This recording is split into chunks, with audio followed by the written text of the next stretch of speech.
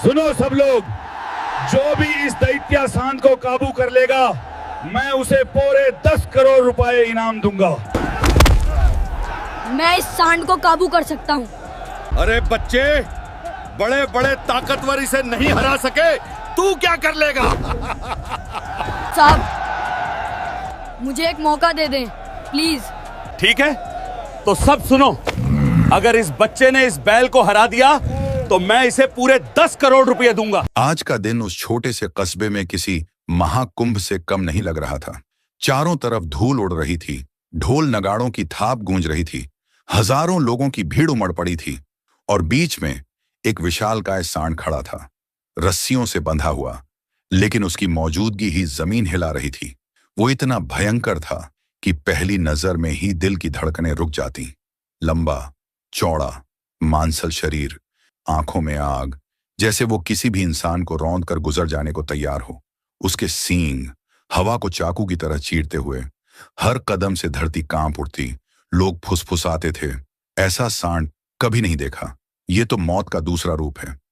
कस्बे के बड़े जमींदार ने घोषणा की थी, जो भी इस दैत्य सांड को काबू कर लेगा, उसे 10 करोड़ का इनाम। बस यही खबर सुनकर दूर दूर से पहलवान, कुश्तीगिर, ताकतवर मर्द यहां पहुंच गए थे।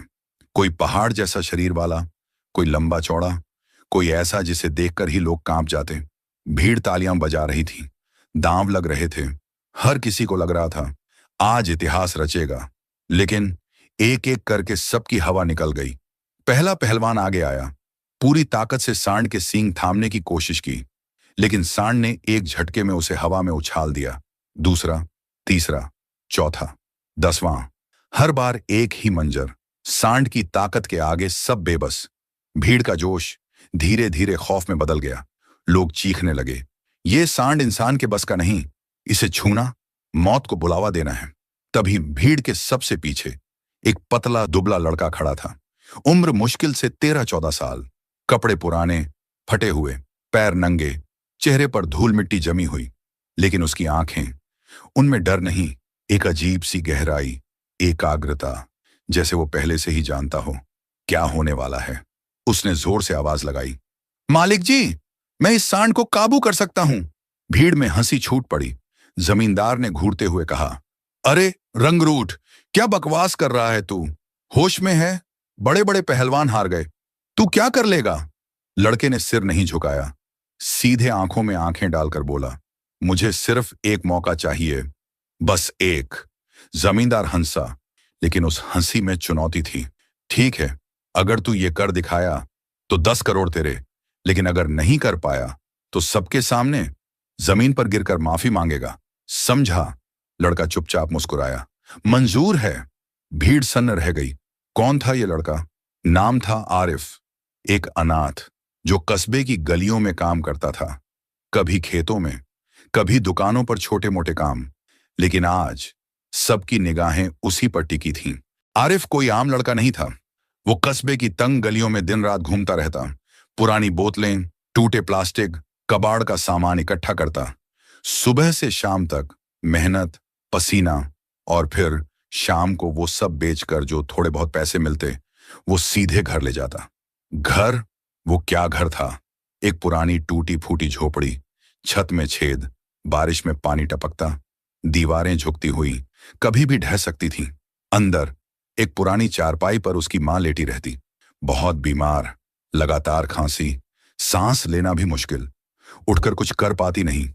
आरिफ के पिता, वो बहुत पहले चले गए थे, जब आरिफ सिर्फ 8 साल का था, एक भयानक हादसे में। ट्रक ने, और सब खत्म। उस दिन से आरिफ का बचपन छिन गया, खेलना कूदना, हंसना, सब कुछ। लेकिन एक चीज उसके साथ आज भी थी, पिता की यादें और उनकी सिखाई हुई बातें। पिता गांव के मशहूर जानवर समझने वाले थे। जब भी कोई बैल, घोड़ा या भैंसा बेकाबू हो जाता, लोग उन्हें बुलाते। आरिफ दूर से देखता, पिता कैसे बिना डरे जानवर की आंखों में आंखें डालकर खड़े हो जाते, कैसे अपनी कमजोरी को ताकत बना लेते। और पिता हमेशा कहते, बेटा, जानवर को ताकत से नहीं, दिमाग और सब्र से काबू किया जाता है। डर दिखाया तो हार गए। आज वही बातें आरिफ के कान में गूंज रही थीं। खेत के बीच में वो विशाल सांड, आरिफ उसे घूर रहा था। अचानक आरिफ आगे बढ़ा। भीड़ ने देखा और ठहाके मारने लगी। अरे ये लड़का यहां क्या करने आया? रास्ता भटक गया क्या? ये तो हवा के एक झोंके से उड़ जाएगा। आरिफ सीधा उस जमींदार के पास पहुंचा जिसने सारी प्रतियोगिता करवाई थी। धीमी लेकिन पक्की आवाज में बोला, मालिक जी, मैं इस सांड को काबू कर सकता हूं। एक पल पूरा मैदान सन्नाटे में डूब गया। फिर जोरदार हंसी फूट पड़ी। कोई चिल्लाया, अरे खुद को तो संभाल नहीं पाता, सांड को क्या संभालेगा? कोई और बोला, 10 करोड़ मिलेंगे तो ले लेना, पहले अपनी जान तो बचा ले। आरिफ चुप रहा। उसके चेहरे पर गुस्सा नहीं, नफरत नहीं, सिर्फ एक अटूट भरोसा।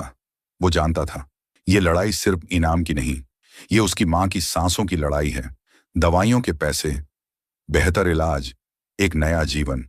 भीड़ में शोर मचा हुआ था, लेकिन आरिफ के लिए सिर्फ एक आवाज, उसके पिता की। डर दिखाया, हार गए। यहीं से आरिफ की असली जंग शुरू हुई।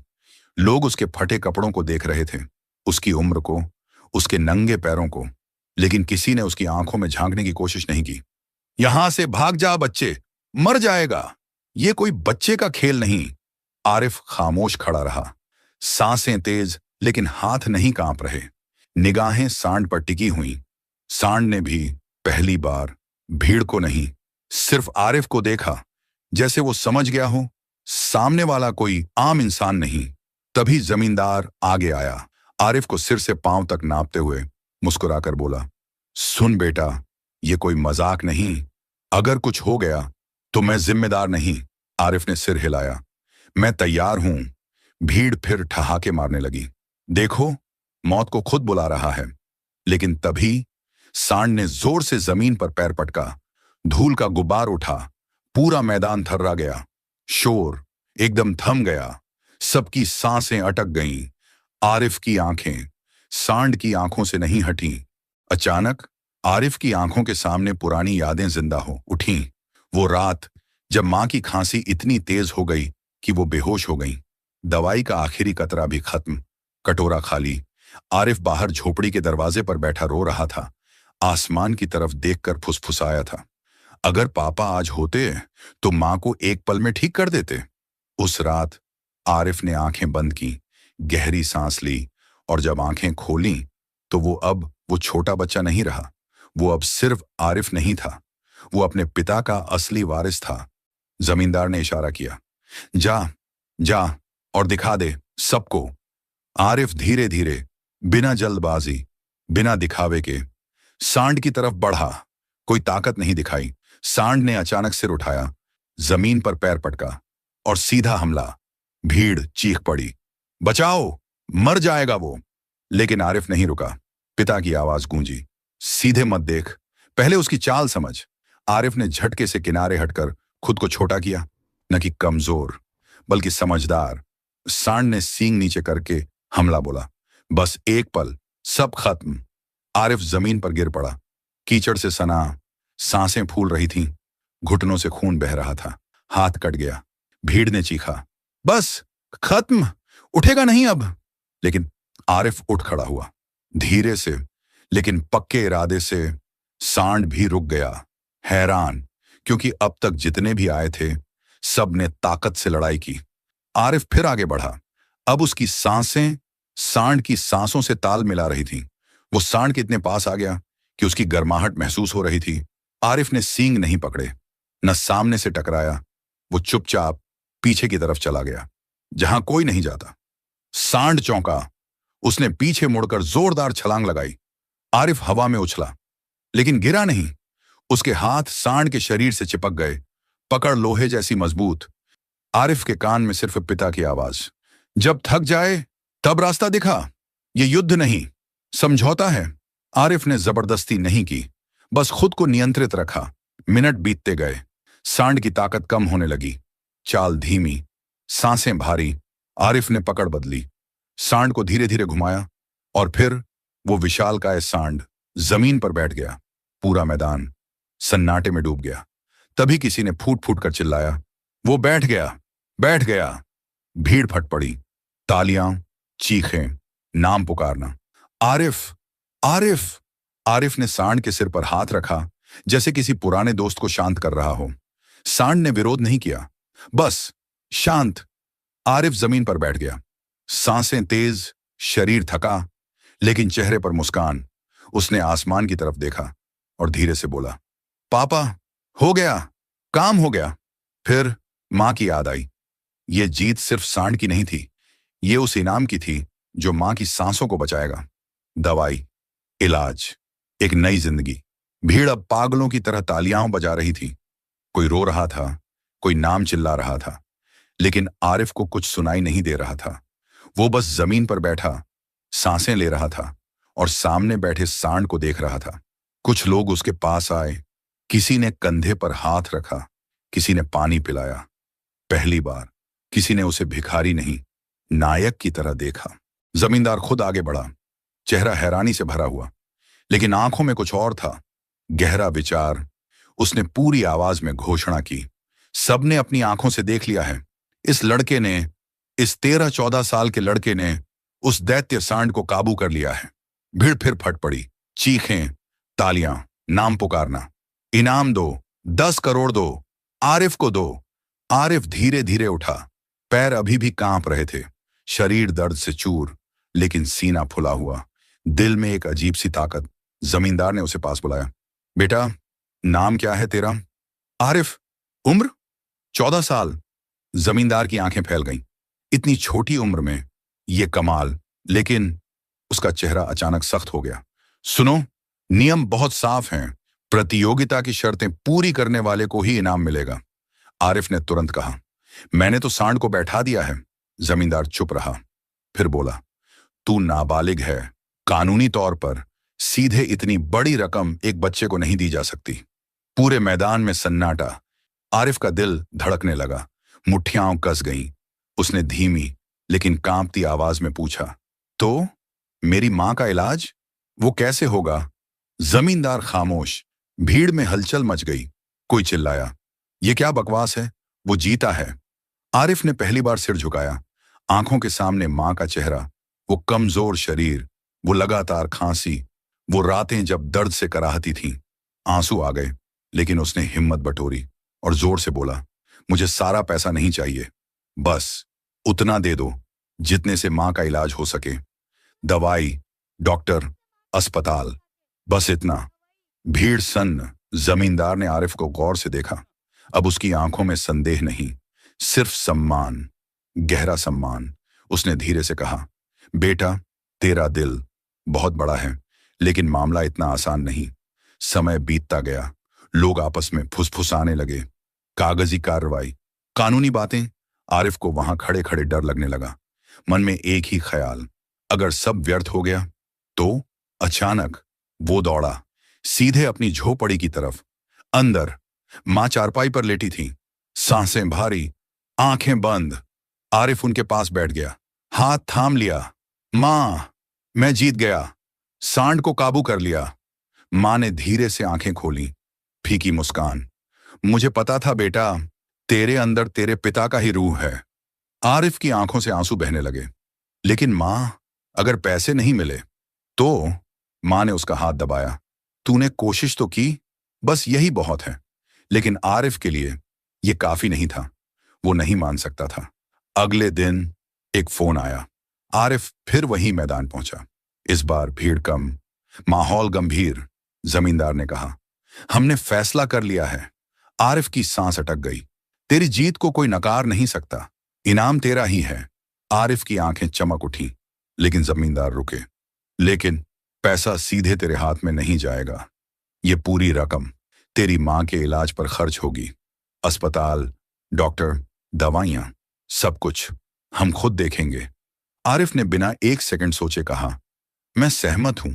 उस पल पैसे का कोई मतलब नहीं रहा, बस मां की सांसें, बस उनका जीना। और यहीं से आरिफ का असली संघर्ष शुरू हुआ। इलाज का संघर्ष। वो कभी नहीं सोच सकता था कि वो दिन आएगा जब मां को स्ट्रेचर पर, एम्बुलेंस में, 4 पहियों वाली गाड़ी में बिठाया जाएगा।